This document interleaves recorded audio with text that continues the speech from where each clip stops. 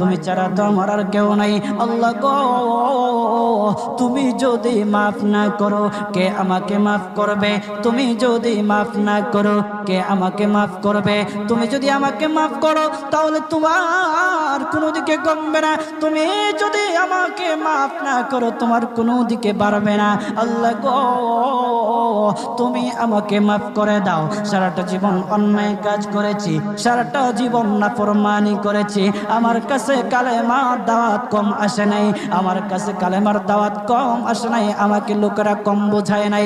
ওগো আল্লাহ, তুমি আমাকে মাফ করে দাও। মাফ না করলে কোথায় যাব, কার কাছে যাব?